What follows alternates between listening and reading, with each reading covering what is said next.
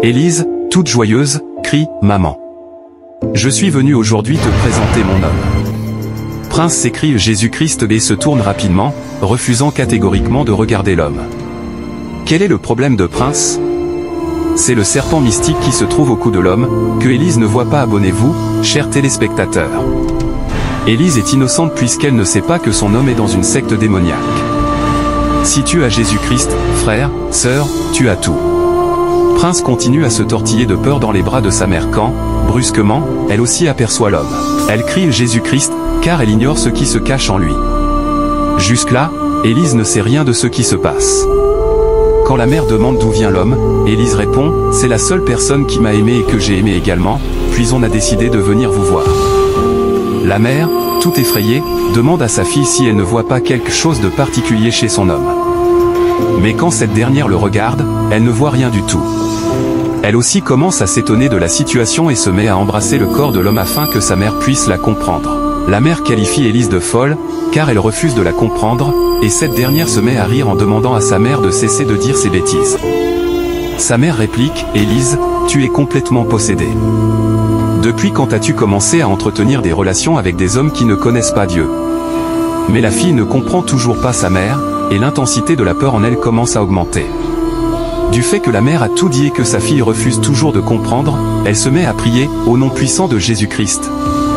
Ce nom puissant qui dévoile tout. Toute ta mission et ton plan dans cette maison ont déjà échoué, car cette maison est pour le Christ vivant, qui peut te détruire tout de suite. L'homme continue toujours à cacher sa puissance juste parce qu'il ne veut pas décevoir sa copine. Quand il demande pardon pour que maman les accepte, Prince dit à sa mère, « Maman, je vois un serpent à son cou. » Élise s'énerve gravement contre son petit frère en le qualifiant de malvoyant.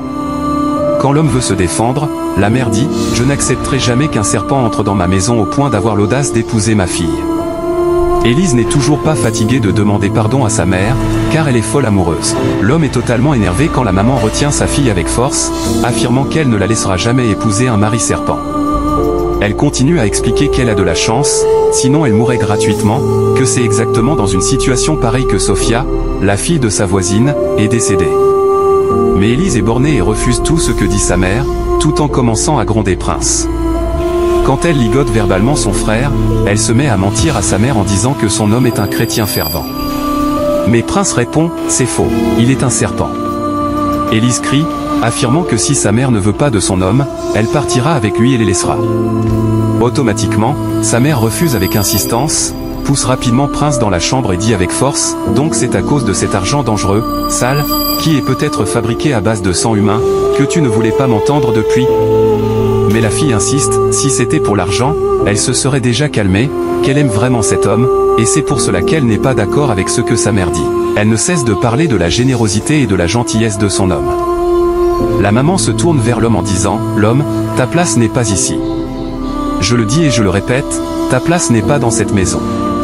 Et ce que je te demande maintenant, c'est de sortir immédiatement avant d'être démasqué par le feu du Saint-Esprit. Si tu ne sors pas, je te promets que personne ne verra ton cadavre, car il sera brûlé avec ton esprit et ton âme. Maintenant, je te commande au nom puissant de Jésus-Christ. Subitement, l'homme crie en disant, la mission doit être accomplie. Élise veut s'effondrer de peur car elle ne s'attendait pas à une telle chose.